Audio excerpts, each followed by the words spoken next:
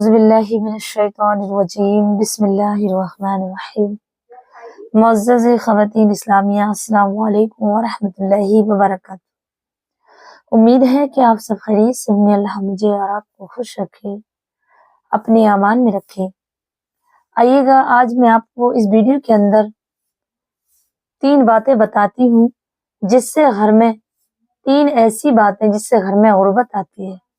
और मेरी बहनों, ये आम है, लेकिन कुछ घरों में ऐसा है कि ये बातें नहीं पाई जाती हैं और घर के काम काज की बातें हैं। जिस तरीके से मैं आपको बताऊं, और बड़ी तवज्जो की बातें हैं। अभी आपने थंबनेल में पढ़ा होगा कि घर में झूठे बर्तन जो खाना खाने के बाद और हंडिया पतीले में कपगीर यानी चम्मच ऐसी छोड़ देती हैं मेरी माँ बहनें, उनकी वजह से घर में शैतान किस तरीके से उनके घर की बरकत खत्म करते हैं और क्या बीमारियां लग जाती हैं, ये मैं आपको इंशाअल्लाह हज़रत मौला अली का फरमान है, मैं आपको इसके बारे में बताऊंगी।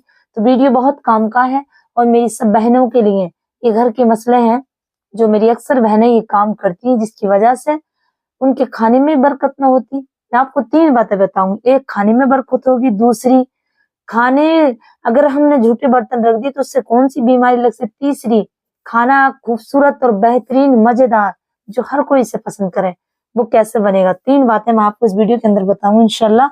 वीडियो मेरी बहनों पूरी जरूर देखें, क्योंकि वीडियो पूरी देखने से आपको ये मालूम होगा। आइएगा, पहले मैं आपको ये बता दूं, पहली बात कि बर्तन रात को झूठे रखने से पहले हजरत अली रज़ियल्लाहु तआला अन्हु से रिवायत है, आप फरमाते हैं, एक औरत आपकी बारगाह में आई और कहा, अली, मेरे घर बरकत नहीं होती।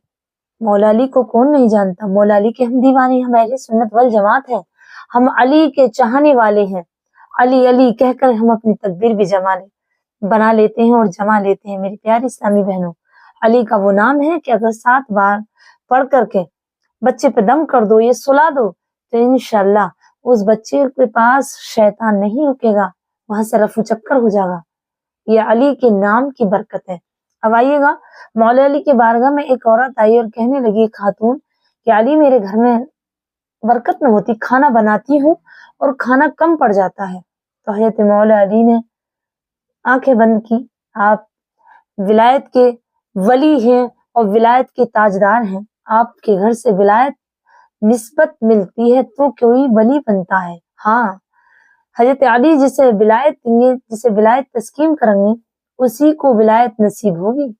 ये मेरी बहनों, ये भी सुन लें आप कि तो फरमाया, आपने आंखें बंद की और आलम में तसब्बुर में देखा विलायत की नजर से, कि देखा कि उसके घर का जो उसका रवैया है, वो जो घर में अपने बर्तन रखती है वो बर्तनों को ऐसे ही रख देती है। तो हज़रत अली ने फरमाया, ऐ औरत, तुम्हारे घर जो खाना में बरकत नहीं होती और जिस खाने में बरकत न होती वो क्या वजह है। मौला अली ने एक हदीस और सुनाई उनको। फरमाया, तुम रात को बर्तन धो कर नहीं रखती हो, बर्तन खुले रख देती हो। जो मेरे नबी सल्लल्लाहु अलैहि वसल्लम है, अली ने फरमाया, मेरे नबी हमारे आका करीम सल्लल्लाहु अलैहि वसल्लम ने फरमाया है कि मगरिब की अजान होते ही अपने बर्तनों को ढक दो और अपनी जो बोरी अनाज गलने हैं उनके मुंह बांध दो, ताकि शैतान उसमें ताक झांक न करे, इसमें हाथ न डाले, मुंह न डाले। कि तुमने ये हदीस नहीं सुनी, ये मेरे आका करीम की नसीहत नहीं सुनी कि अपने बर्तनों को रात को सोते से पहले यानी मगरिब से बाद में अपने दरवाजों को बंद कर लो और खाने के जो बर्तन है उन्हें ढक के रख दो। कहा, तुम बर्तनों को खुला छोड़ देती हो, धोकर नहीं रखती हो, जिसकी वजह से तुम्हारे घर में बरकत नहीं होती। जो मेरी बहन आज से बर्तन अपने झूठे रख देती है, अक्सर मेरी माँ बहन के टप में किए बर्तन खाने के बाद और रख दिए कि सुबह को धो लेंगे, तो उसमें क्या होता है कि पहले तो कीड़े पेड़े आकर उस बर्तनों को चाटते हैं और फिरते हैं। हो सकता है कोई छिपकली गिर जा, कोई कीड़े आ जा, या जैसे मौजूद जानवर है कोई बिल्ली वगैरह उन्हें चाट लेते हैं, या कोई कीड़ा गिर जाता है तो वो गंदगी होती है, उससे चाहे कितने भी साफ कर लेंगे, कुछ कीटाणु, कुछ जरासीम ऐसे होते हैं कि चिपके रहते हैं बर्तनों से। तो इसलिए उन्हें एक बार तो ये है हमारी सफाई के लिए कि उन्हें धोना चाहिए। दूसरी, मेरे नबी सल्लल्लाहु अलैहि वसल्लम फरमाया, जो औरतें अपने घर के बर्तनों को ऐसे ही रख देती है टप में करके, और एक मेरे सुनने में आया, पहले जो बड़बूढ़े थे, जो बुजुर्ग थे, वो कहती थी کہ ڈوئی یا کبگیر یا چمچ مدینے جاتا مکہ ملنے کے لیے رات کو. یہ سنا ہے مجھے، حدیث میں، قرآن میں یا کتابوں میں کہیں نہیں پڑھا میں نے، یہ صرف میں نے سنو بھی بتا رہی ہوں آپ کو. تو یہ بات اکثر سولہ آنا سچ ہوگی، کیونکہ اس رات ایک جمعرات کے دن آتا کہ ایک دن کبگیر کا بھی، اور اللہ نے ہر چیز کا ایک بے مقصد نہیں بنائی ہے کوئی چیز بھی، انسانوں کے لیے بھی جو چیز بنائی گئی ہے وہ بھی اس سے فائدہ ہو رہا. تو میرا اور حدیث پاک میں جو برتن کھلے رات کو رکھتی ان کے برتنوں میں وہ شیطان شامل ہو جاتا، انہیں جھانکتا اور چاٹ لیتا ہے. جیسے ڈوئی ہے، کبگیر ہے یا چمچ ہے، ایسے ہی آپ نے رکھ دیا بغیر دھوئے تو اسے چاٹتا ہے، جس کی وجہ سے برکت نہیں رہتی ہے اور بیماری بھی لگتی ہے. تو پہلی وجہ تو یہ ہے کہ کھانے میں برکت کی نہیں ہوتی. جو عورتیں رات کو برتنوں کو کھلا رکھ دیتی ہیں، کھانے کو برتن نہیں دھو کے رکھتی، تو انہیں بیماری بھی لگتی ہے. اور دوسری وجہ اس کھانے میں برکت نہیں ہوتی. اب آئیے گا تیسری وجہ. آقا کریم صلی اللہ علیہ وسلم نے فرمایا، مولا علی کا فرمان ہے کہ آقا فرماتے ہیں جو عورت اپنے کھانے بنانے سے پہلے بسم اللہ شریف نہیں پڑھے گی اس کے کھانوں میں برکت نہیں ہوتی ہے. کیوں؟ کھانے میں برکت تبھی ہوگی جب آپ بسم اللہ شریف پڑھیں گے. بسم اللہ کو اپنی زندگی میں اپنا لیں. کیا آپ نے سنا نہیں، قرآن پاک میں پڑھا نہیں ہے، سبھی میری ماں بہن پڑھتی ہیں کہ ہر سورت کے شروع میں بسم اللہ شریف لکھی ہوئی ہے. تو ہم اپنے کاموں میں کھانا بناتے ہوئے یا بچوں کو نہلاتے ہوئے ایک صرف وہاں نہ پڑھے، 3 جگہ پڑھنا منع ہے.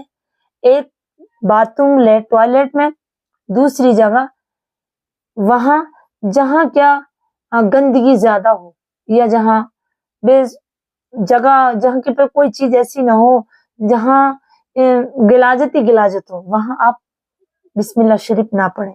ورنہ اور نہانے کے وقت نہ پڑھیں، ورنہ ہر جگہ آپ بسم اللہ پڑھیں.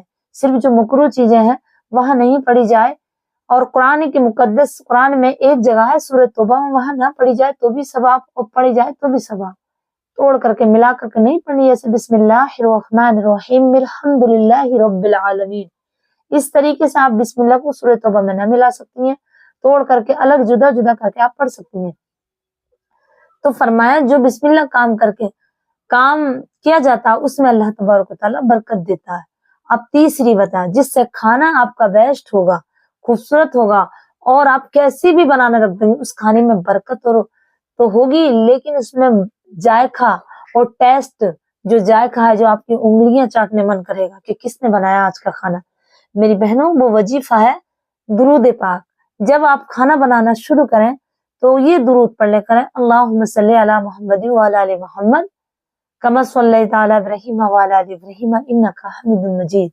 یہ درود پڑھ لیں، یہ کوئی بھی پڑھ لیں، صلی اللہ علیہ وآلہ وسلم، صلی اللہ علیہ وآلہ وسلم.